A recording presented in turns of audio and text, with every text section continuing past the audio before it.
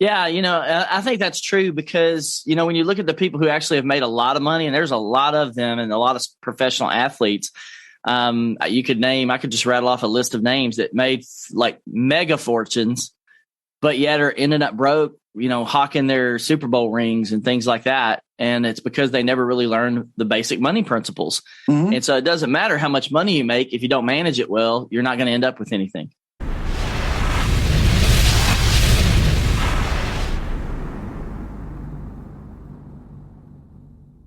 So my guest today is Tony Bradshaw, who's on a mission to battle poverty by providing financial hope, education, and inspiration.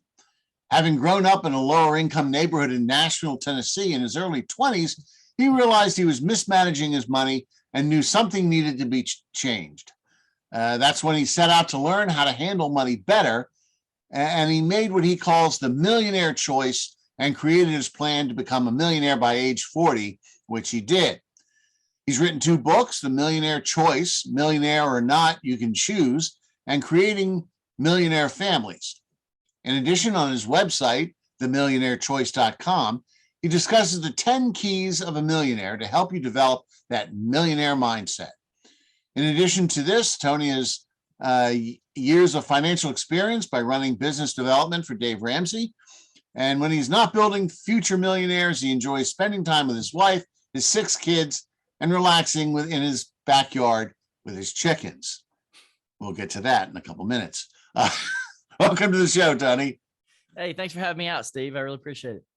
Yeah, we were talking before we started recording here about the book, The Millionaire Next Door, and I discussed before on this podcast in previous episodes, and specifically episode 110, about this book, and it describes wealth as being in terms of assets and net worth rather than income, and that the traits of most millionaires make them unrecognizable to their neighbors. So obviously becoming wealthy is more about how you think about money and how you preserve it, not getting a multi-million-dollar job or salary. Would you say that's a fair statement? Yeah, I think that's true because, when you look at the people who actually have made a lot of money, and there's a lot of them and a lot of professional athletes, I could just rattle off a list of names that made like mega fortunes, but yet are ended up broke, hawking their Super Bowl rings and things like that. And it's because they never really learned the basic money principles. Mm-hmm. And so it doesn't matter how much money you make. If you don't manage it well, you're not going to end up with anything. Yeah. And you see the statistics are not good for lottery winners. A lot of times, they win millions of dollars and they're broke in a couple of years because they never learned how to handle money properly. They didn't earn it. They didn't build it. They didn't amass it. It was given to them. They won it, and they don't know how to handle it. And they think they have to live a lifestyle that's commensurate with that money, but you don't have to. And that's kind of the point of The Millionaire Next Door, right? Yeah, I love that book, and as I was late in life when I read that book, and Mm-hmm. it was a difficult read for me because it's kind of like reading an encyclopedia finance and what millionaire habits are, and so you're reading through it and it's just detail after detail after detail. And once you make it through it, you're like, oh, these guys aren't that different from me. They just are choosing to put their money in a slightly different place than I'm putting it. Instead of buying the new 4K 3D TV for $2,000 or $3,000 that you think you have to have, they're taking that money and buying a mutual fund or buying, a piece of land or some other piece of real estate. They're just changing where their money goes. Right. And they're not making, mega fortunes either. When I made my millionaire choice, I made that choice with a $39,000 income. Mm-hmm. I was not a 6-figure income earner. I was only making $39,000 a year. And I just decided to change the way and where my money went. Where the way I spent it and where it was directed. And that's what gave me the idea to believe that I could become a millionaire, because it just looked very simple to me on paper. It sounds crazy to say becoming a millionaire is a simple thing, but it's a lot simpler than you might think. And I love that about the process. As you and I were talking about, you've done 139 shows, I believe, podcasts. I'm coming up on episode number 70. And every person I talk to, the story is almost exactly the same. People that grew up in low-income families, they're, barely got by, and they just decided they didn't want to live in a low income lifestyle anymore. They made a millionaire choice. And then the process, what that tells me is the process is repeatable. And that should be very exciting for everybody listening, is it's not some magic sauce or some, luck that happened to them. It was a consistent process that people latched onto and made happen. Well, and also, although the book's called The Millionaire Next Door, it's not necessarily becoming a millionaire, which assigns a number to it, but becoming wealthy. So you can be wealthy with less than $1 million, depending on what your cost of living is and what you're used to and everything else. So it's great to be a millionaire or multimillionaire, but what they're really talking about is building wealth. And you started in your 20s, and that's very important too, because, and I just did an episode a couple episodes ago about the importance of starting young, because the way money builds in a mutual fund or an investment of equities and things like that, and can double every 10 years or so. You start young, you may not be able to put a lot of money in there because you're not earning as much, but that money has 30 or 40 years to grow and double and double and double over time. So by the time you're ready to retire, you have a nice nest egg set aside. Yeah. And I think that's key is, people, the way I say it's very simple. I like simple concepts because people can latch onto those. Instead of buying depreciating items like cars, televisions, clothes, or you name it, where people spend a lot of their money, or, a cappuccino that, is worth zero after about 30 seconds, you put your money into appreciating items. Now, the scary thing about the retirement deal, retirement's one of those financial dirty words. If you're young, it's like too far away. You don't really think you need to do it. After you get in your 40s, you start to think you need to do something about it, but now you're a little bit scared because you're like, it's too late, or I wish I had done that when I was younger.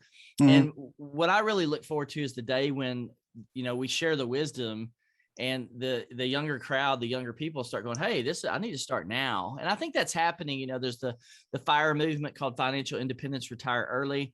And I'm running into more and more young people in their 20s or early 30s that are either have latched onto that for a number of years or getting started with that movement. And that makes it exciting, because it makes me think that, hey, things may be able to change a little bit here for a bigger group of, people. And that's a pretty cool thing. Yeah. And you're right. It's important to start when you're in your 20s, but when you're in your 20s, that your retirement is such a far distance off that it's hard to get the discipline to do it. And people like, I think it was Tim Ferriss talks about sort of micro retirements. You take a couple months off every year or something like that, where you're not waiting until you're 65, 70 years old and maybe your health isn't as good as it is now to enjoy it.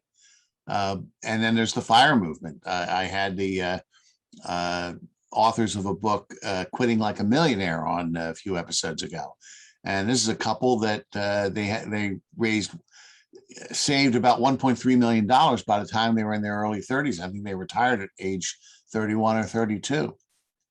And they travel around the world and use what they call geographic arbitrage by averaging the higher and lower costs of living in different places of the country to be able to live on the income generated by those investments.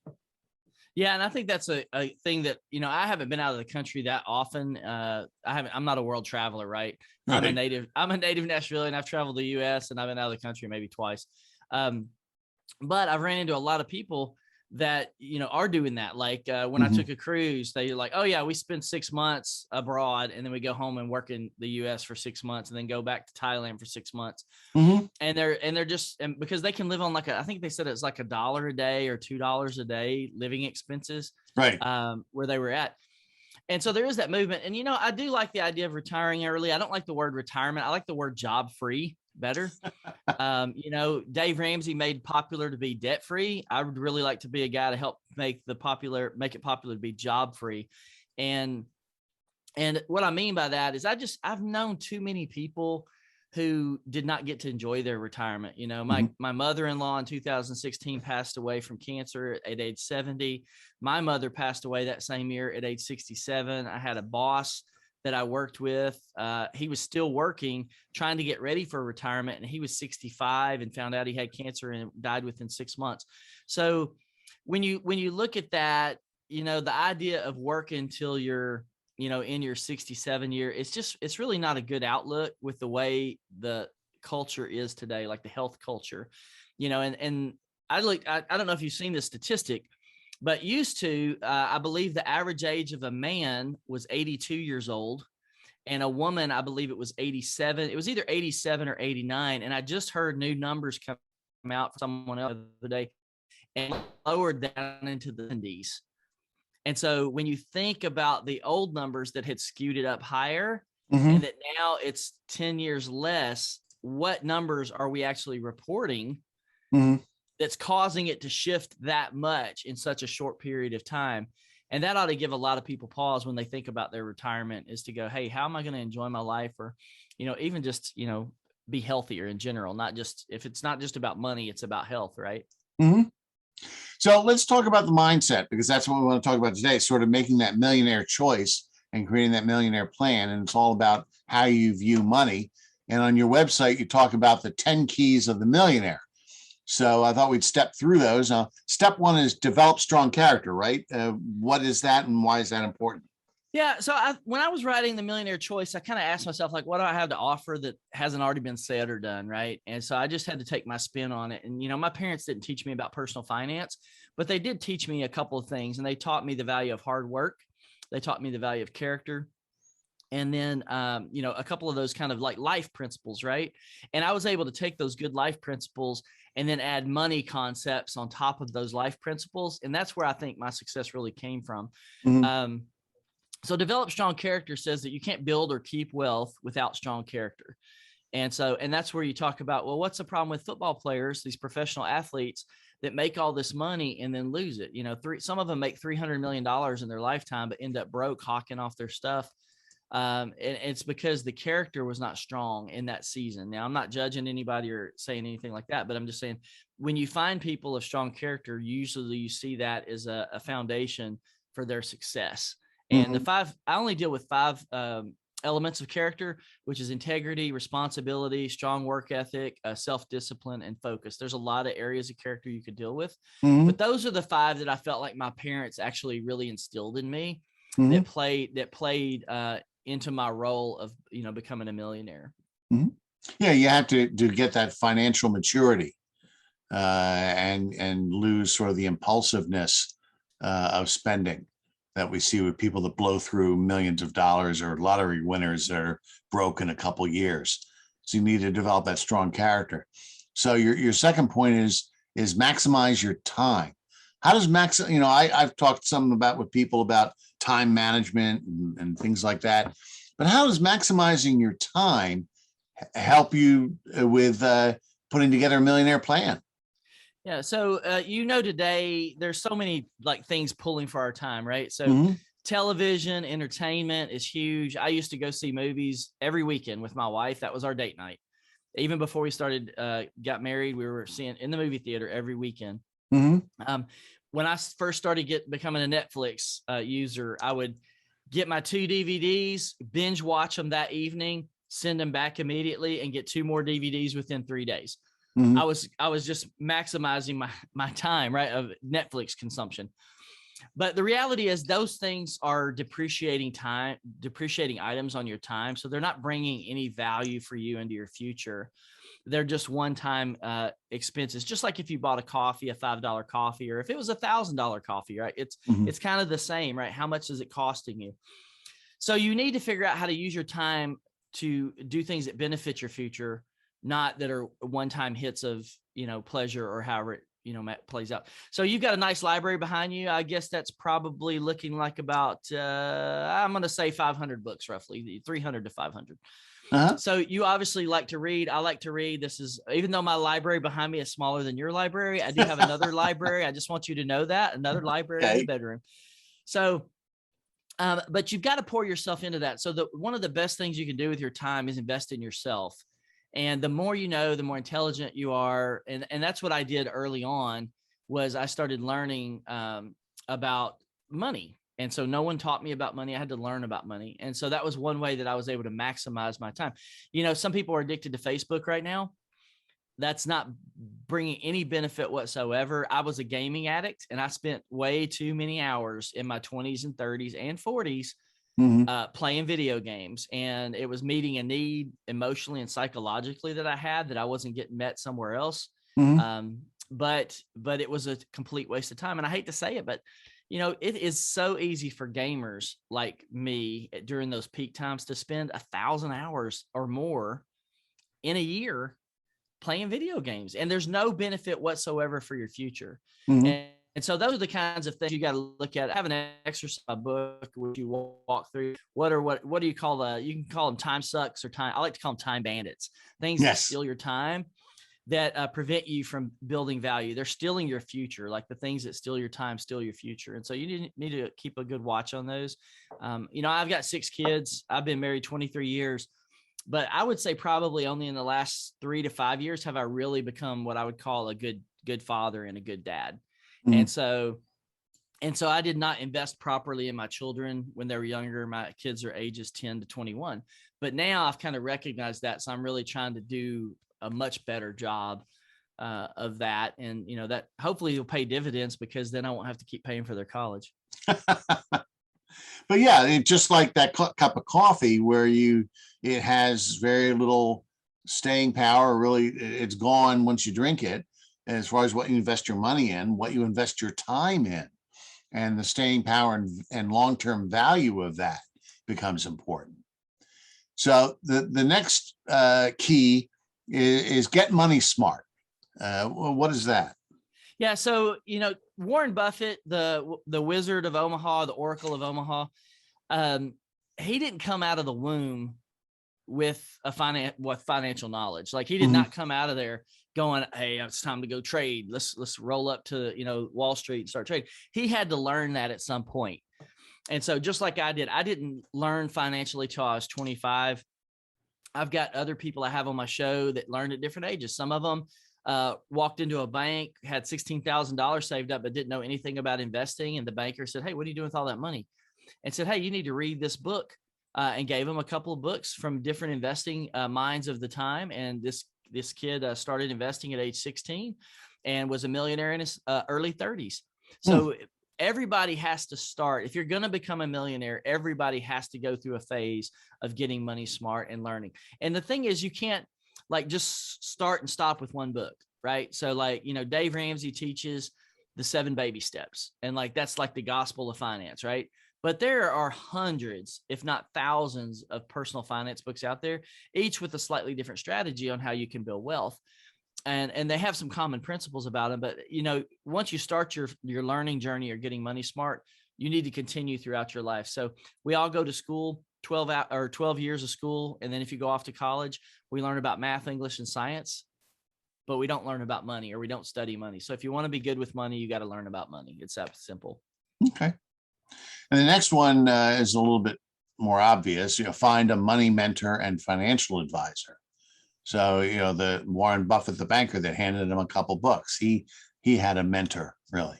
So talk to me about that importance. Yeah. So I'm a big believer. I like financial advisors, but the reality of financial advisors is they're going to tell you to do one thing most of the time. You know, if you find a really good one, they're going to give you some different ideas, but the majority of the time they're going to say, okay, which mutual fund do you want to buy? And they're going to advise you to put your money in the stock market, because that's what they get paid on, and that's what they're educated on. So even most of the financial advisors are sticking all their money in the stock market. The reality is there are dozens of ways to become a millionaire, not just the stock market. And so while I do believe in financial advisors and I think they have their place, I actually like money mentors better, because money mentors are going to talk to you about real estate. They're going to talk to you about business. They're going to talk to you about the different ways that you can build wealth, not just simply putting your money in the stock market. And, you know, mutual funds do diversify your money inside of the stock market, but you're still in the stock market. You're still in the equities. And so you still have a degree of risk by being in there. And so that's kind of the way I juxtapose the two money mentors, not necessarily a financial advisor and then the financial advisor. Now, if you get cancer, if you get sick, you're usually going to get two opinions, right? And that's why I like to talk about having a financial advisor and a money mentor, because you get two opinions on what you need to do. And hopefully you get you take the best of that advice and do something with it. Okay. So number 5, watch your money. I'm assuming you're talking about don't set it and forget it. Keep an eye on it, right? Yeah, it's budgeting. I don't like the word budgeting. It's another one of those financial dirty words. The hair on the back of some people's neck stands up when you talk about budgeting. You're like, oh, I don't want to do that. So I call it a spending plan. It's a lot more fun to spend money than it is to budget money. So figure out where you can spend it, the best place that you can spend it, and spend it effectively, right? So put it into investments. Don't spend it, out the pipes, and down the street. So figure out how to put it in the best places that you can put it. And it's that simple, but you need to do it. It's one of the mundane things, I think, of personal finance. But if you don't do it, it's like sand slipping through your fingers, your money slipping through your fingers the same way. So you're watching your money in the sense of. Now, can I add one thing though, Steve? Yeah. Go ahead. Yeah. So one thing I was going to say was, it doesn't have to be that complicated either, because I think for me, you don't necessarily have to budget every penny, although that's okay to do that.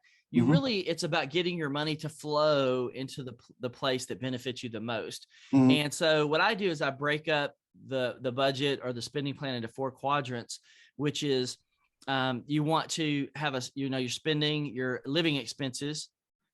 That's your big category, right? That's what it takes to live on every day. Then you want your, what I call wealth money. And then you want your play money and your others money.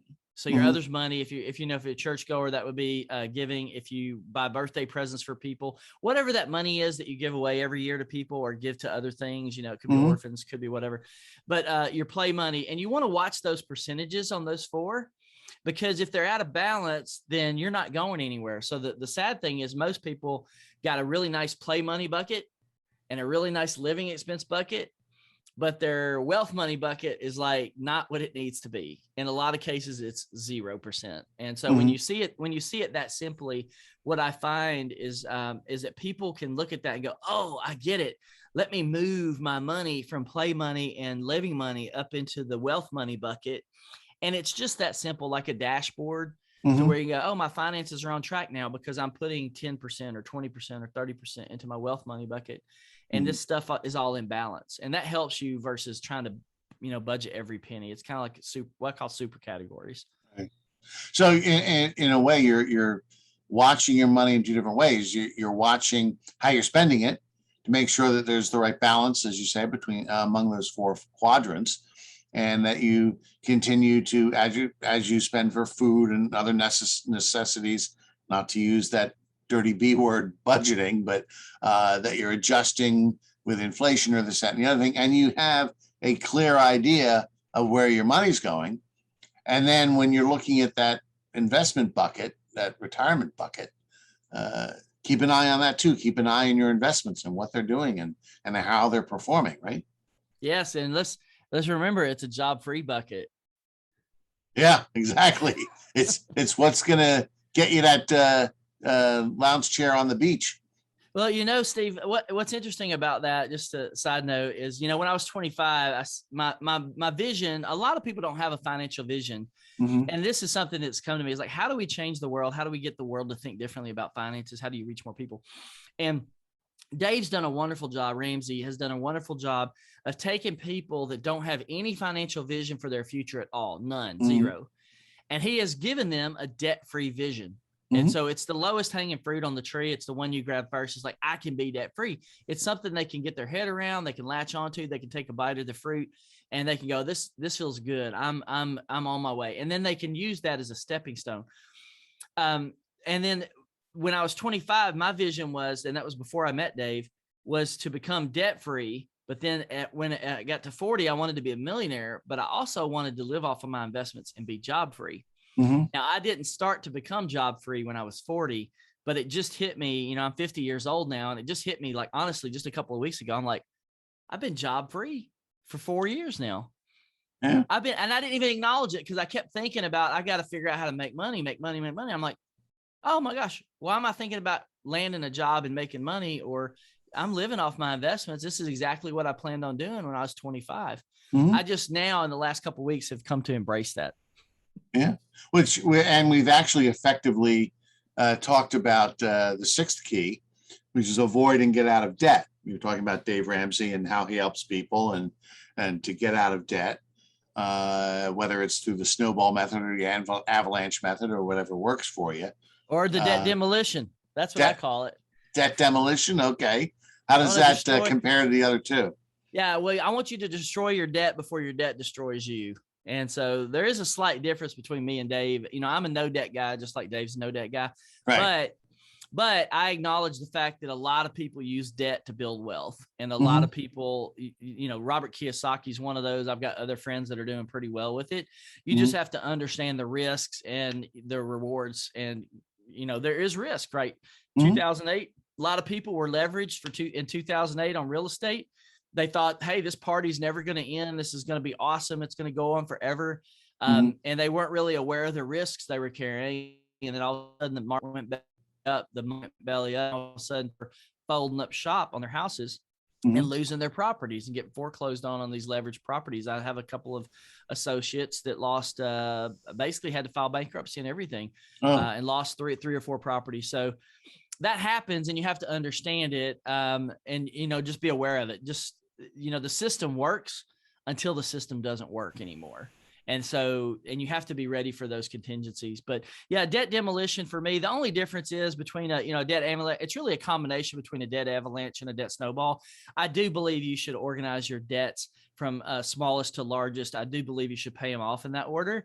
But what I like to do is evaluate the percentages and go, okay, this percentage is like 30%. If I move this one debt up in the food chain to another level, that can knock, 3 to 6 months off your debt snowball. So I do a combination of a debt avalanche and a debt snowball. And the reason for that is because of the inherent gains when it comes to the larger percentages. And you just have to play with the numbers to see how you can roll it up. But yeah, and I walk that through in my book. Yeah, and that paying off the smaller balances first sort of gives you that encouragement, that dopamine hit of saying, hey, it's only been a few months and I've already paid off one of my debts. And it gives you that positive feedback and keeps you on track towards paying it down. Yeah, you got to keep it exciting, right? Yeah, you keep it interesting. So that's the sixth key. The seventh key is keep your expenses low. I talked about this on some other episodes on living below your means. Interviewed a guy, Nick, his wife gave him the nickname Tightwad Todd. And we talked about living below your means. And that's what millionaires do in the book, The Millionaire Next Door. That's one of the traits. They live below their means. So talk to me about keeping expenses low. Yeah, I think for me, the big one is don't let expense creep happen to you. The big habit that people have is, and I've talked to a few of my friends about this that I've coached, is when you get that raise every year, a lot of times you're getting a 3 to 6% raise. If you're lucky, you might get 10%, right? Most people's habit is to spend that money and immediately like go out and buy the new car. I can afford it now. Go back and refinance a new car. All of these bad habits that if you really did the math, you're really destroying your ability to build future wealth. And so once you are able to take that money and get into a cycle of going, hey, I just got an extra, $1,000 or $2,000 or $5,000 in my paycheck this year. If you can discipline yourself to go invest that money, then it's going to pay dividends, right? So, on the rule of 72, every roughly S&P index fund, depending on what you get in, or, a REIT, real estate investment trust, a good one, you're going to double your money about every 7 years. On the long side, like you said earlier, 10 years, but 7 to 10 years. And that $5,000 is going to come out to be literally hundreds of thousands of dollars, depending on what age you start that process in. And then when you start compounding it, every year, it gets to be a really impressive number. And so, but most people don't understand the cost of spending that money. Like even, going out and eating a nice steak. I hate to say that, I can cook a better steak at home. I don't know. I take that back. I disagree with that. I had a great steak the other night on my 23rd wedding anniversary. So I no longer say that I could cook a better steak at home. I had a great one. Yeah, doing it because for every dollar you save that you don't spend on expenses is another dollar that you can invest Yeah. and grow it over time. So yeah, keeping expenses low and living below your means. And you're right. As you get these raises now, of course, we're starting to experience inflation at a rate we haven't had in a long time. So I think people need to be aware as they're getting these raises and adjustments that they still maybe have to readjust their budget.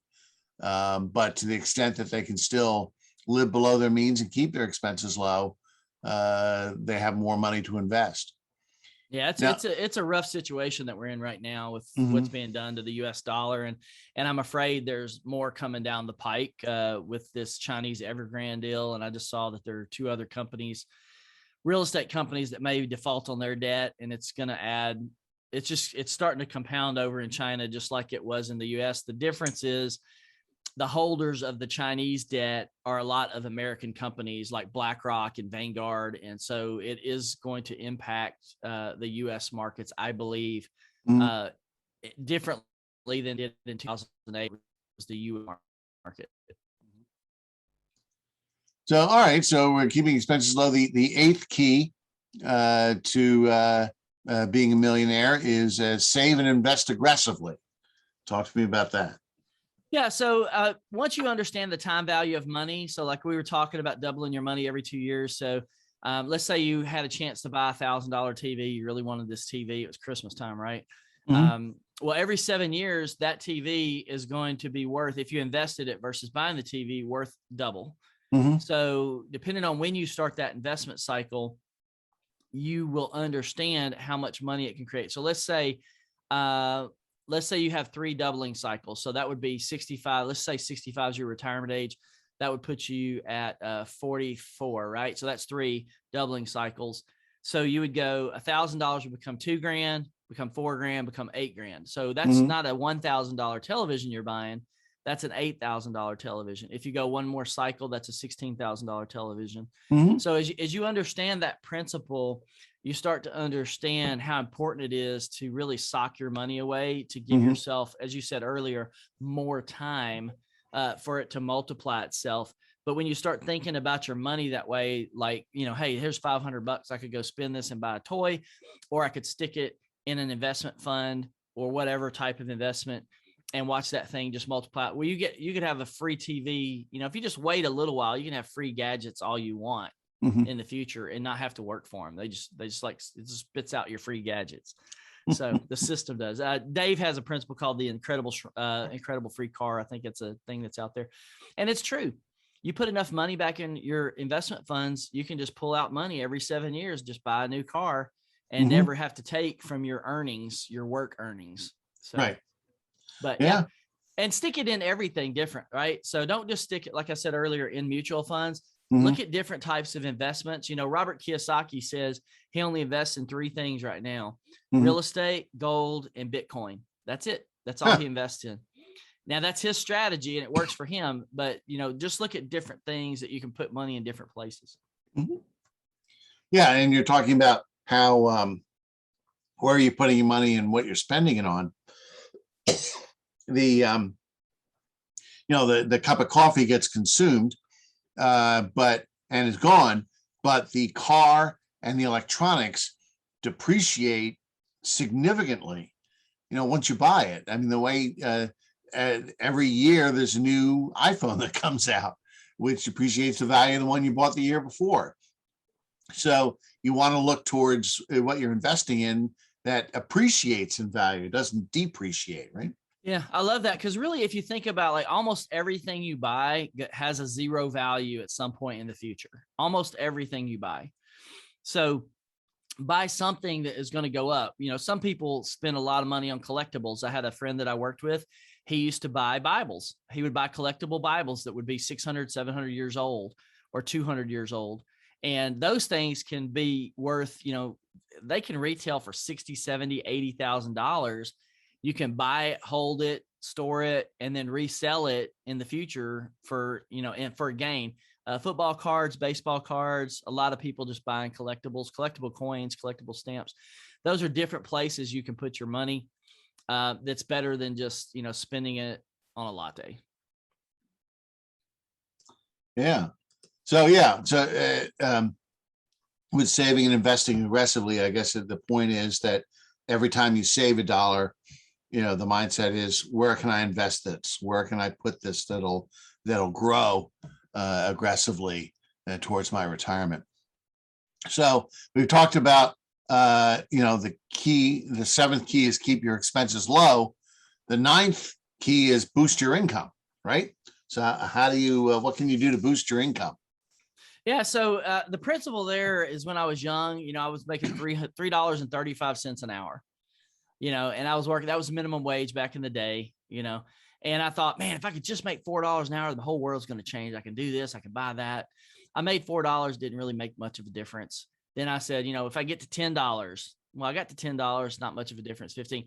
But the reality is, the breakthrough really came when I realized that there really was not a limit on what I could actually make. Mm-hmm. Now, I kind of stumbled into that because I came from a lower income, middle income family, you could call it that, but low level of spectrum. Mm-hmm. And, and I made $39 out of college, but ever me that $100,000 in a year, mm-hmm. until I actually did it. And then when mm-hmm. I did it, I was like, whoa, I just made $100,000. Like, it was mind-boggling me, because I never set out with the goal to make $100,000. What I did do, however, was realize that you have to prepare yourself for opportunity. So mm-hmm. every opportunity comes to everyone. The question is, are you ready for it or not when mm-hmm. it comes? And so I had a book, I had, invested in myself, like we said earlier, read some books. And so by investing in yourself, you give yourself the opportunity to boost your income. You need to be the best version of yourself that you can be, mm-hmm. so that can get, and you can study ways to make income. The big thing I think today is all these the younger generation. I say that, as I'm only 50, is Amazon. These Amazon stores that everybody's popping up, or these learning how to do social media marketing for companies and people that don't know how to do social media marketing. Mm-hmm. And so they're making a lot of money doing that. And they're not doing the typical day job stuff that we grew up with. Mm-hmm. They're finding new ways to make money, side hustle, right? So how do you make a side hustle? And some people I've worked with, they do your side hustle. A wonderful guy named Dave Menz, the Laundromat Millionaire. He's got a book coming out.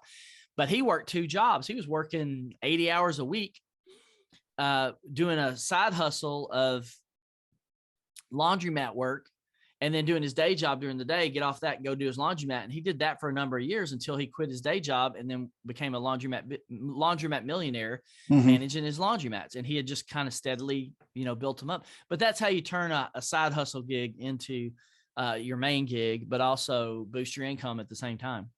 So he's laundering his money, basically. It legitly, yes. I think that sort of begs the question on that joke. But one key thing too, would you say, in boosting your income is finding a way to disconnect income from time, because we all have the same number of hours in a day, and if you continue to associate money with time, where you're talking about, if I can only get $4 an hour, $5, $10 an hour, $15 an hour, but you still have to spend an hour to get it. If you have ways of increasing income that are disconnected from time, then that's a very powerful way to boost income, would you say? Yeah, I think so. I think it's kind of like you stack these ideas up. Robert Kiyosaki has the cash flow quadrants he talks about. Mm-hmm. But if you're always, and Warren Buffett says that, it's if you're always working for your dollar, you'll be working until you die. Mm-hmm. So that's like the lowest level of making income, is to go out and trade a dollar. Now you can increase that, right? So some people can make $1,000 for an hour of their work, right? Mm-hmm. So that's better than $25 an hour exponentially. That's 50 times what that person. So that's like 50 lifetimes of what somebody that's making $25 an hour. But you want to, the old adage is make money while you sleep. Find a way to make money while you sleep. And if you're mm-hmm. if you're in an investment fund, your investments are going up, or your dividends are paying you. Mm-hmm. The other one is real estate. You have a tenant in your real estate property.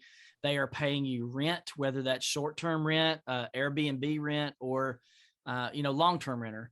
like somebody that's there year round paying you money, but that's residual income. And that's, it's business basically. If you own a rental property, you own a business, just like a business guy owns a business, and you're managing that business. But that's making money while you sleep, which is what you're talking about. Right. Passive income. So, all right. So all of these, we've gone through the 9 keys, and we get to, of course, the most important one, creating your millionaire plan.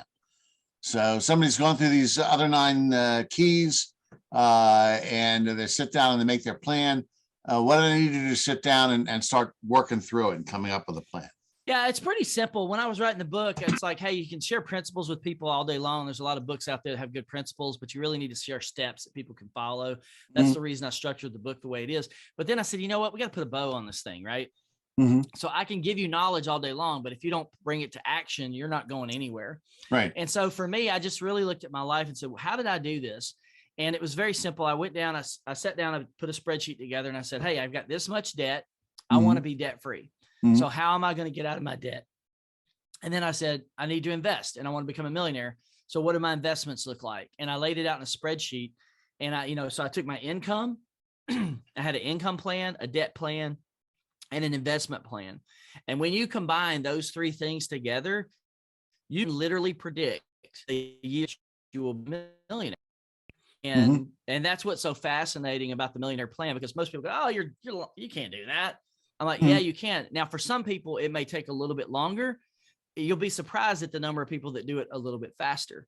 So for me, I hit right on my track. I did not plan on getting married and my wife having $20,000 in debt. That wasn't in my original plan. I planned on myself being debt free, but I forgot individual number 2 that had debt. And then I did not plan on having 6 kids. Right. And I did the math. I tried to talk my wife into using cloth diapers, because we would save $1,500 per kid if we used cloth diapers instead of disposable diapers. And she said, I'm not doing cloth diapers. We're using disposables. And I'm like, all right, so there's 15, there's, 6 kids, that's $9,000. I did not plan on spending that $9,000, all these expenses. Right. But what the cool thing that was happened is, once you get your mind moving in the direction of a goal, very, very interesting things happen. And it didn't happen the way I planned on it to happen, but it did happen. And that's the takeaway for me, is to go, hey, we can there. So what I did with my millionaire plan, Steve, is I basically said, okay, I'm going to change my money flow. I'm going to watch my money. And instead of all my money getting spent and, going into debt on credit cards, buying the car, buying the credit card, borrowing against my future, right? I'm going to stop doing that. So no more new debt. Now let's figure out how we're going to pay our debt off. And I was able to pay all my debt off within about 18 months. And I was able to save about $18,000 over 18-month to 24-month period. And so what I did is very simple. I said 1/3 of my money is going to my living expenses. 1/3 of my money is going to my debt, and 1/3 of my money is going into my investments. And that was the simple. Now I was able to do that because I had enough disposable income to do that. But other people will have a different formula. But once you line those 3 things up, your income, your debt plan, and your investing plan, and then that's what you have to do. You have to get money smart, because you can't do an investment plan unless you've taken the time to get money smart. And all this stuff kind of plays together. And then obviously, review that plan every year to go, hey, am I on track? Am I off track? Did the economy just, blow a wad? And now I've got to come in and do a different plan. Like, I got to change things. We're in a season right now where the financial world may look very different next year than it does right now. It may look very different over the next 5 years. So you have to be aware of those kinds of things to take advantage of them. Yeah. Well, it sounds to me like you have these, you had your income and regular expenses, and you have your investing and your debt, paying off your debt. But they can each sort of work with each other. In other words, you have your regular salary, your job, which pays your bills. You may be generating some passive income from those investments, and then using that passive income to pay off your debt. So that they all sort of work together, right? Yeah, you could do that. I actually went out and got a second side hustle job at Gateway Computers, which I'm not even sure they're in business anymore. But back in the day when computers were big, everybody was making computers, and I made some sales money. But I do like the principle you mentioned right there about invest, because I've got an article whether you want to work your way out of debt, which is work and earn, or you want to invest your way out of debt. Right. Because they're two very different strategies. At the end of the day, if you work your way out of debt, you've gotten rid of all your cash. If you invest your way out of debt, when you're out of debt, you actually have investment capital still there waiting on you. And, right. And so you keep your money. And, and I'll be honest, I'm a cryptocurrency investor. There's some real opportunities in crypto right now. I don't think they're going to last forever, but you can make some money. I bought some Bitcoin the other day at $38,000. It's up to 55,000 within 60 days. Wow. I believe Bitcoin's going to probably I think it could hit 100,000 by the end of the year. We'll see, maybe it hits 25,000 by the end of the year. It's so volatile. Well, whether it's volatile, whether there's enough stability in it where you can keep it for at least a year, because there are obviously some tax disadvantages if it's so volatile that you think it's going to go down. So you sell and you've held it for less than 12 months, it's going to get taxed at a much higher rate. So it may be making all sorts of money in the short term, but if you're losing a lot of it to taxes, there's that set off as well. But yeah, it reinforces the principle you talked about invest your way out of debt versus, work your way out of debt. These are just different strategies that you can use. And I've got some friends, a guy named Jeremy Newsom, a CEO of Really. Check him out. He's a really impressive guy, 32 years old, and gets up in the morning, does some investments, and then has the rest of the day to do whatever else he wants. He's 32. So that's the lifestyle he's embraced. And I've met quite a few people on my show that have embraced that same lifestyle. They spend the first 2 hours of their day doing investments, and then they're off to do whatever they want the rest of the day. That's the way to live. All right. So we've talked about these 10 keys, and you talk about people that you've coached and things like that in your business. So this is what you do. You help people to use these keys on their key ring, get all 10 of them going, help them put together their millionaire plan, right? So you help them develop the mindset and then develop the plan, right? That's what you do and how you help people. Yeah. So I like to say you can go to a financial advisor and get a financial plan, or you can come to me and get a millionaire plan. Which one would you rather have? Well, that's a nice elevator speech. I like that. Yeah. Really comes through. Yeah, a lot of people are just stuck, man. I mean, like, being honest, my dad's 70 years old, still working full time. My sister, she's working really hard. But the reality is, so many people in America, over 70% of people are living paycheck to paycheck still today. They don't realize that there's a different way of doing things, and so they're stuck. They're stuck. I have these things I call the 4 money buckets: the broke bucket, the just getting by bucket, the future millionaire bucket, and the millionaire bucket. And so, which bucket are you in? If you're not in a future millionaire bucket, well, I don't care what your life looks like. You're in a just getting by bucket, because you're not going to have enough in the future. So you have to be in one of those 4. And I'm just trying to get people. It's really hard to get people to go from a broke bucket to believing they can be a millionaire. That's a big jump. So you almost need an interim step to get them to go from being broke to say, okay, I'm not in debt, but I believe I can see light at the end of the tunnel. There's a better way. Right. And I'm really trying to create more future millionaires. And then I know that on that journey, their minds are going to shift, and the people that they come in contact. And that's what I'm trying to do. I have a dream right now to go, what would it look like if everybody in Nashville had their own millionaire plan like I did when I was 25 years old?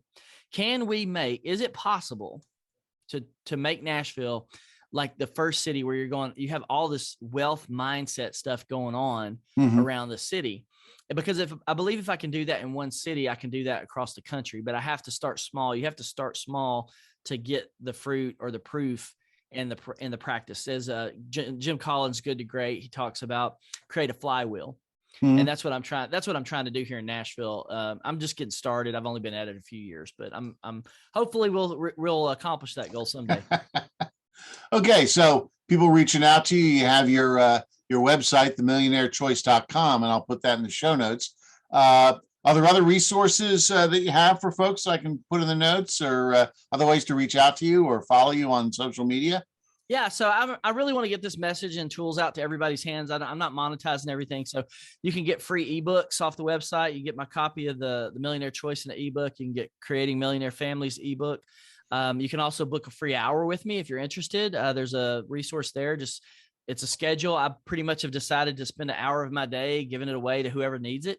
for Okay. the rest, probably for the rest of my life. So go book a free hour with me, and I'll be glad to talk to you and get you started on your own millionaire journey, millionaire path. And yeah, and that's kind of the most. And then, of course, my podcast, The Millionaire Choice, where I interview millionaires and future millionaires about wealth, building wealth, and what to do with it once you have it. Great. All right. Thanks, Tony, for coming on the show. A lot of good information about mindset and having a millionaire plan. I'm sure folks will get a lot out of it. So thanks for coming on and telling us all this great information. Hey, thanks, Steve. I really appreciate it. Mm-hmm.